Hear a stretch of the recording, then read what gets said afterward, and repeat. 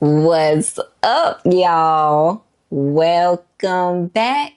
Welcome back. Today, I'm here to talk about 5 books that I plan to read this fall.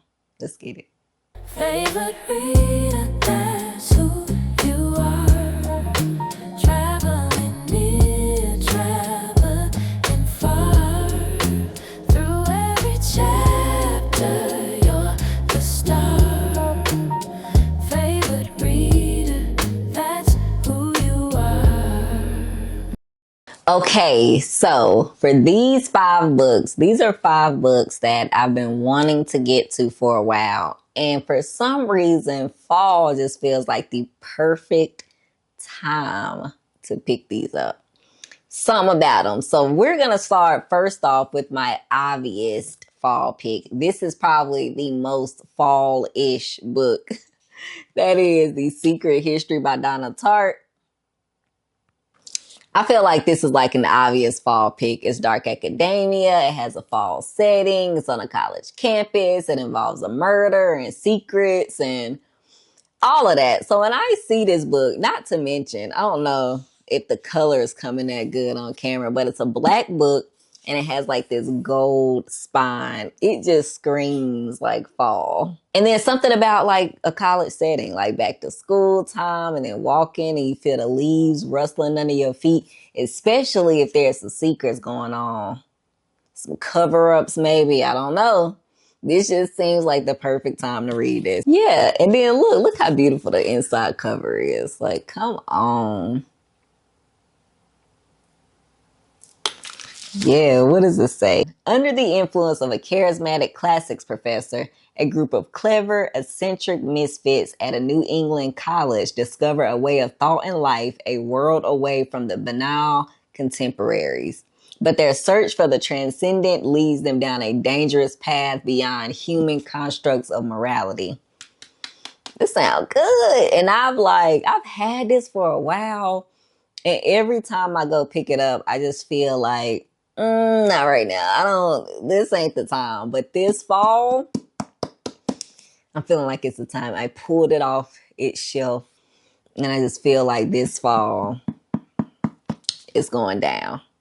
Like I said, this is my like obvious fall list. I've seen plenty of fall lists that include this book, and rightfully so. So that's book 1. The next book is a book that I chose for a few reasons. One, I want to spend some more time reading through this author's catalog because I said this in my previous review video. I've never read anything from him I didn't like, and I have a few books that I haven't read. So that is The Tragedy of Brady Sims by Ernest J. Gaines. Man, he can write a story. And then look at this cover. This man looked like he's sitting in front of a barbershop on an October day. Like, just look at him. Yes. So this book takes place in Louisiana. I know that it has a main character that was convicted of a murder. I know that it's like about a community and struggle. And again, when I look at it, I just feel like I want to read this book. And it's kind of short. Let me see. 10 chapters. Let's see here. 114 pages. This is a book I feel like I want to cuddle up on the couch with a warm blanket. Probably this blanket that's on my lap right now.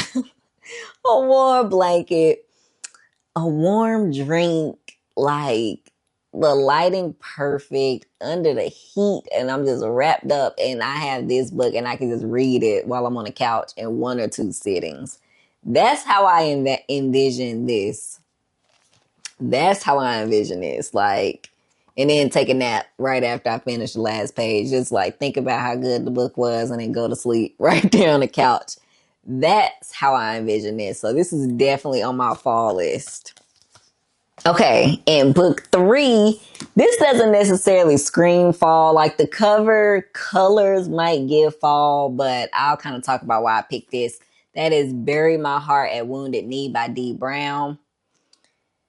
This is a book that talks about the systematic destruction of natives and native land and everything associated with that. And yes, the cover is like brown and it looks like it's got this burnt look going on and sepia like. But that's not really why it's on this list. It's on this list because, again, every time that I go to like pick it off the shelf, I'm always like, I feel like it's not time for me to read it. And something about this fall, I'm just walking through to make this list and it just screamed like, take me, take me, take me. So I took it off the shelf and I feel like this is also good. Like, I want to read about the American West in the fall. And I want to think about history during the fall. For some reason, that's given fall. Even though I do read about history all year, it's still like, it's giving me fall vibes. So, yes, I want to read about the American West. I want to read about natives and native land, the stuff that the U.S. continues to do over and over and over. Want to read about that. And this just seems like the right time. Something heartbreaking, true. So that's on this list. Okay, let's see. Using council records, autobiographies, and firsthand descriptions, Brown allows tribes to tell us in their own words of the battles, massacres, and broken treaties that finally left them demoralized and defeated. So yeah, that's book 3. Okay, the next book number 4 on this list is The Marrow of Tradition by Charles W. Chestnut. A minute for this cover, though. A minute. This says on the back, it's a fictional anatomy of America's harsh portrayal of the promise of racial equity.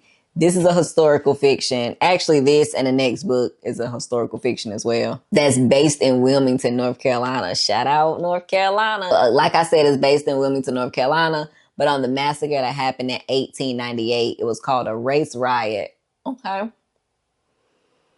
Some of Charles Chestnut's relatives lived through the violence, and their accounts inspired this powerful and passionate novel. Nice. It's an unflinching portrayal of America's post-Reconstruction descent into a brutal world of segregation and a Black culture caught between ideologies of assimilation and protest. Same thing with this book. It just called to me off the shelf. And, you know, this cover, it really is giving fall. It really is. So, very excited to read this. I almost, like, every year around this time, I pick it, like, and put it on my desk with the intent of reading it. And I never feel like that is the time to read it once it's time for me to actually read it. When it's time for me to actually read it, I never actually pull it off my desk and read it. I am going to read it this time. I feel more excited about it than I have every other time I picked it. So, again, I just love this cover. That's that. One more book. This is also a historical fiction, and I literally pulled it for the same reason. The same reason. It just gives me fall. Out of all of these books, it's the one that I've, like, the most recent edition out of this stack. That is A Sleeping Car Porter by Suzette Mayr. Yeah, look at that cover. Again, I see this man, and I can just see him. Let me see. There's a frog on him. Okay. I can see him in, like, November. Just look at him. Up north, on a train, like, yeah, that's just, I don't know. That's what I get from that. But yeah, very excited to read this. Unlike the other ones, it's not something that I've grabbed multiple times and then said, oh, it's not the right time. It's just something like right now when I was looking for books that I felt like I kind of wanted to read in the fall. This popped out for me because, I don't know, like, I was excited when I got this, but I didn't feel like I had to read it right at that moment. But I do want to read it this fall. It's another book I feel like I just want to be on the couch, maybe the fireplace going, and just read this. Yes. I like this font too. Some books actually say what the font is. Let me see. I might be doing too much, y'all. Typeset in Arno and Aviano Sans.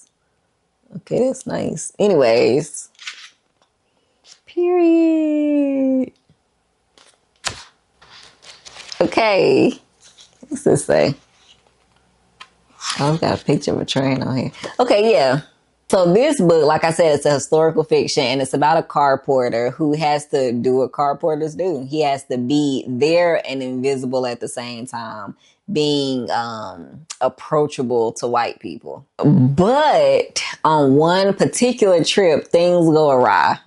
Okay, so according to the back, it just like chaos breaks out. Somebody's having hallucinations. Passengers, their secrets are spilling out, and it's like, again, chaos ensues when this man is just trying to save up money for what he wants his actual career to be. So very interested to see what this book is going to have woven throughout it. I know the author mentioned the amount of research that she put into writing this book, so I'm very excited to read that. Very much so. Yeah. That's it. Real quick video. Just saying the 5 books that I plan to read this fall. I was going to do a video of books, like recommend 5 books for the fall that I've already read, but I just decided not to. But if that's something that y'all want, I can do that video. I pretty much already had the books pulled out because that's what this video is going to be. But I was like, let me just do like what I plan to read this fall. But if y'all do want a fall recommendation video of books that I've actually read that kind of give me that fall feel and vibe, let me know and I can do that too. But that's it, y'all. I hope you can see that first one because it's light right. Okay, that's it. Let me know if you read any of these. If you want to, do they sound like something that you would read? Let me know. Okay. See y'all on the next one.